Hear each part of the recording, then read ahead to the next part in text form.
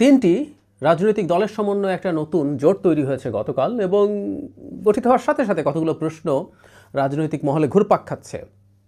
তারা কার হয়ে মাঠে নেমেছেন, বা কারো হয়ে নেমেছেন কিনা, নাকি নিজেরাই নেমেছেন, কি করবেন তারা, কি লক্ষ্য উদ্দেশ্য তাদের, কি লাভ হবে এই জোট করে। এসব তিনটা দল হচ্ছে এনসিপি, এবি পার্টি এবং রাষ্ট্র সংস্কার আন্দোলন।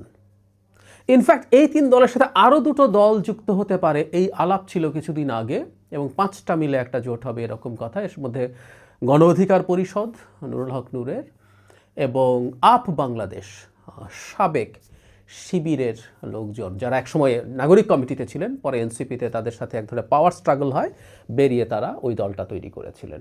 এই ছিল প্ল্যান, কিন্তু শেষ পর্যন্ত শোনা যায়, আমি নিশ্চিত নই, আপ বাংলাদেশকে কেন্দ্র করেই তখন এই পাঁচটা দল একত্র হতে পারেনি, কারণ অনেকে চায়নি আপ বাংলাদেশ থাকুক। গণ অধিকার পরিষদ কেন আসেনি আমরা আসলে এখন আর বলতে পারি না। আমি দু একটা ফর্মাল কথা যেগুলো পত্রিকায় এসছে একটু পড়ে তারপর আসলে অ্যানালিসিসটা করতে চাই। এটার নাম হচ্ছে গণতান্ত্রিক সংস্কার জোট। সংস্কার চাইছেন তারা, এবং এর মধ্যে আমার দেখে ভাল লাগে সেটা হচ্ছে রাষ্ট্র সংস্কার আন্দোলন এই সংস্কার জোটের মধ্যে আছেন। ভাল লাগে সংস্কার অর্থে এই জোটটায় যাওয়া তাদের জন্য কেমন হয়েছে যে ডিফারেন্ট ডিবেট, কিন্তু এই যে সংস্কার শব্দটা, নাহিদ ইসলাম বলেন, ঘোষিত গণতান্ত্রিক সংস্কারের শুধু নির্বাচনী জোট নয়, বরং এটি একটি রাজনৈতিক জোট। এই জোট জাতীয় মর্যাদা, অর্থনৈতিক মুক্তির প্রশ্নকে সামনে রেখে ঐক্যবদ্ধ হয়েছে। এই জোট আগামী সংসদ নির্বাচনে অংশ নেবে এবং অর্থনৈতিক মুক্তির যাত্রাকে অব্যাহত রাখার জন্য কাজ করবে। ভালো কথা। যেটা বলছিলাম, একটু অফ টপিক হলেও বলি, আজকে আমরা অনেকে সংস্কার জপি, মানে বিশেষ করে সাংবিধানিক সংস্কার নিয়ে অনেকে এমনভাবে কথা বলেন যে তারা বহু বহু বছর থেকে এটাকে ওন করেন এবং কথা বলছিলেন। আসলে তা না। আমাদের এই দেশে দীর্ঘ সময়, বছরের পর বছর, শিক্ষিত মধ্যবিত্তের কাছে সংবিধান কি বস্তু, সেটা কিভাবে পড়তে হয়, সেটার কি কি সমস্যা আছে, কিভাবে সেটাকে ঠিক করতে হবে, এই কাজটা নিরলসভাবে করে গেছেন জনাব হাসনাত কাইয়ুম।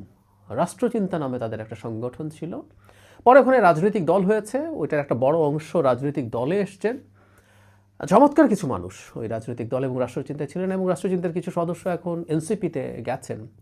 তো মানুষের কাছে এই জিনিসটাকে খুবই খুবই গুরুত্বের সাথে তারা উপস্থাপন করতে পেরেছিলেন। এই ক্রেডিট বাংলাদেশের ইতিহাস যখন লেখা হবে এই সময়, যেহেতু সংস্কার এখন একটা বিরাট আলাপের বিষয়, এটা রাষ্ট্র সংস্কার আন্দোলন এবং জনাব হাসনাত কাইয়ুমকে দিতে হবে। যদিও সংস্কার সম্পর্কে, বিশেষ করে কনস্টিটিউশনাল রিফর্ম সম্পর্কে একটা ডিবেট আমি 5 তারিখের পর অনেকে করতে দেখছেন, এই ডিবেট আমার রাষ্ট্র সংস্কারের সাথে বা রাষ্ট্রচিন্তার সাথে আগে থেকেই ছিল।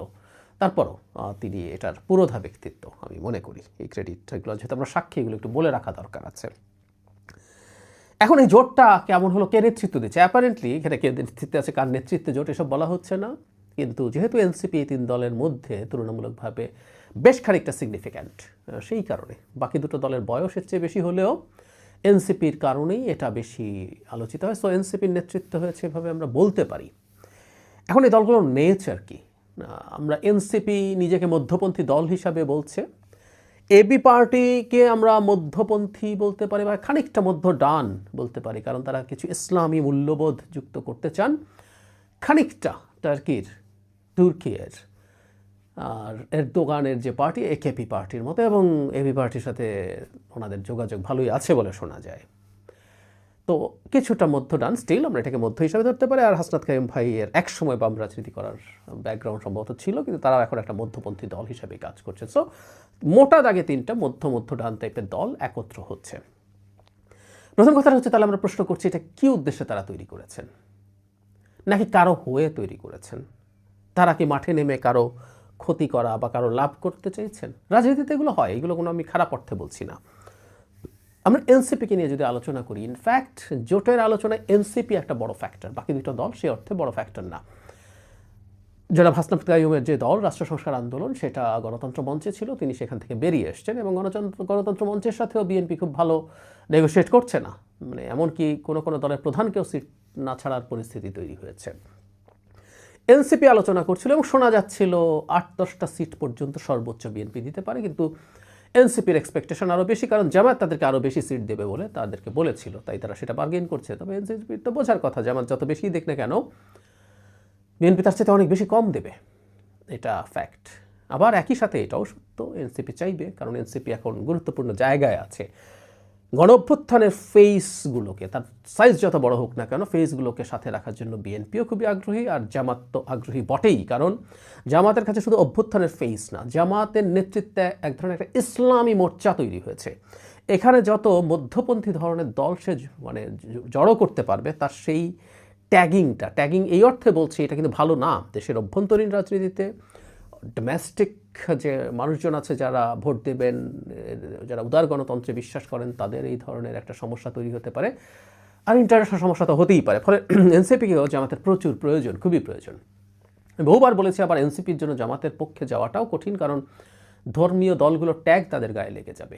এই প্রেক্ষাপটে এনসিপি একটা জোট তৈরি করছে। 5টা নিয়ে চেয়েছিল, এটা হয়তো আরও বাড়তেও পারে। এখন কি অপশান আছে? প্রথম অপশানটা আমি যদি ধরে নিই, সহজ চিন্তা যেটা মাথায় আসে, তারা 3টা দল একসাথে নেগোশিয়েট করবেন, জামাতের সাথে হোক, বিএনপির সাথে হোক। এটা ফ্যাক্ট, 3জন যদি একসাথে থেকে নেগোশিয়েট করতে পারেন, সেই নেগোসিয়েশনটা যারা তুলনামূলকভাবে দুর্বল তাদের জন্য বেটার ডিল তারা পেতে পারেন।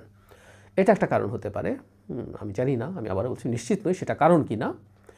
সেটা হলেও খারাপ না। আমি এই প্রত্যেকটা প্রচেষ্টাকে, প্রত্যেক দল চেষ্টা করবে সে যতটা তার স্বার্থ অর্জন করতে পারে, বিশেষ করে বড় দলের কাছ থেকে কতটুকু স্বার্থ সে চাপ দিয়ে অর্জন করতে পারে, সেটা তার পক্ষে যাবে। আর তারা যদি জামাতের সাথে জোটে যায়, আমার মনে হয় না জামাতের সাথে জোটে যাবে, কারণ সেই ক্ষেত্রে অন্তত হাসনাত কাইয়ুম ভাই জামাতের সাথে জোট করবে নির্বাচনে, রাষ্ট্র সংস্কার আন্দোলন, আমার কাছে এটা খুবই অ্যাপারেন্টলি, না হলে আমার সত্যি খুবই মানে অদ্ভুত বা ভুল মনে হয়। কেউ মনে করেন এবি পার্টিও জামাতের সাথে জোটে যাবে না বা নাও যেতে পারে, কারণ এবি পার্টির প্রতিষ্ঠাতা সহ গুরুত্বপূর্ণ সদস্যরা জামাতে ছিলেন, শিবিরে ছিলেন, অনেকেই আছেন, এবং ওখান থেকে বেরিয়ে এসে এবং তাদের মধ্যে বক্তব্যে, পাবলিক বক্তব্যেও জামাতের প্রতি বেশ বিরোধিতা সম্পন্ন বক্তব্য দেখা যায়। তাই কেউ মনে করেন যে তাদের কোনো ধরনের রেকনসিলিয়েশন সম্ভব না, তারা জোটে যেতে পারেন না। আমার কাছে তা মনে হয় না, আমার মনে হয় তারা সেটা যেতে পারেন। সেই ক্ষেত্রে এটা ভেঙে যেতে পারে। আচ্ছা, আমরা স্বতন্ত্র, মানে তারা এই জোটটা যদি থাকে, তারা নিজেরা যদি ক্যান্ডিডেট দেওয়ার চেষ্টা করেন এবং আরও বেশি দলকে সাথে নিয়ে বিভিন্ন সারা দেশে নির্বাচন করার চেষ্টা করেন, তাহলে ফল কী হতে পারে? খেয়াল করি, নির্বাচনী মাঠে এখন পরিস্থিতি এরকম হয়েছে যে ভোটারদের একটা অংশ এখনও সিদ্ধান্তহীনতায় আছে। সিদ্ধান্তহীনতায় আছে কোন অর্থে?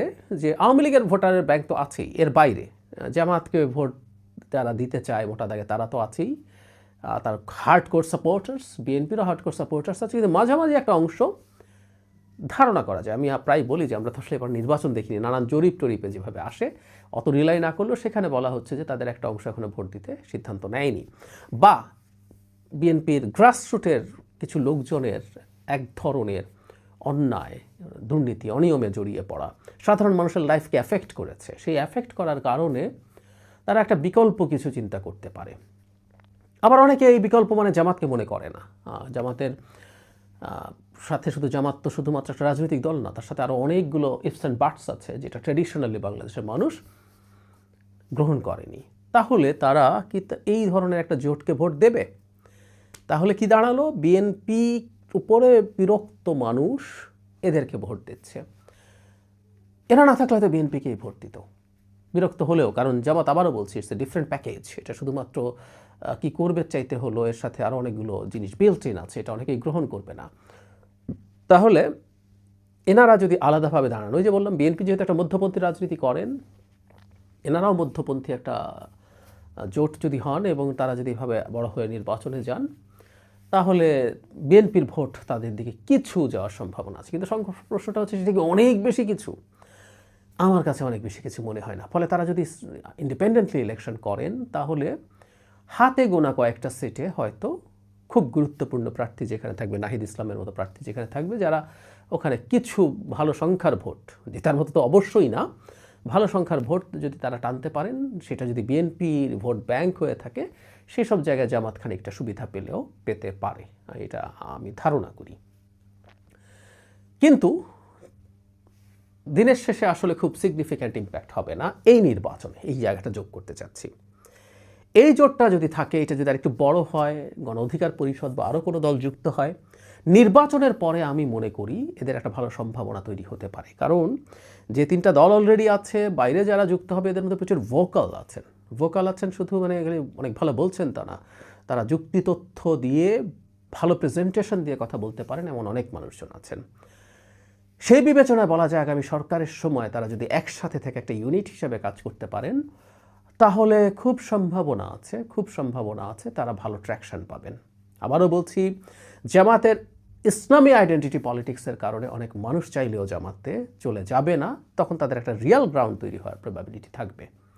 অ্যান্ড হু নোজ, তারা যদি কোনো একটা সময় একই পার্টিতে পরিণত হতে পারেন, যে তারা একটা দলে পরিণত হবেন যদি তাদের সেই নেগোসিয়েশন সম্ভব হয়ে থাকে।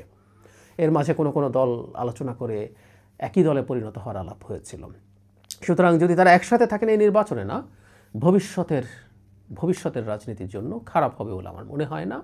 বাংলাদেশের রাজনীতির প্রেক্ষাপটে আমি প্রায়ই বলি এই কথা, বিএনপির বিকল্প একটা মধ্যপন্থী শক্তি হোক, এটা জামাত যেন না হয়ে ওঠে। একটা মধ্যপন্থী শক্তি যদি থাকে রাষ্ট্রের জন্য সেটা সবচেয়ে ভালো। আর বটম লাইন হচ্ছে, এখন আমি আসলে কি মনে করি এই জোটটা কেন হয়েছে। আমি আগে একবার হালকা করে বলেছিলাম, আমি ধারণা করি তারা ভবিষ্যতেও রাজনীতি করবেন, কিন্তু এই নির্বাচনের আগে তারা সম্ভবত একটা বার্গেইনে বেটার জায়গায় থাকার জন্য এটা করছেন। সেটা করে যদি তারা বেটার সিট পান, বেশি সিট পান, তাদের ডিজায়ার্ড সিটের কাছাকাছি যেতে পারেন, সেটা রাজনীতিতে খুবই পজিটিভ, এটার মধ্যে নেগেটিভ কিছু নেই। এই কৌশলগুলো রাজনীতিতে চলে।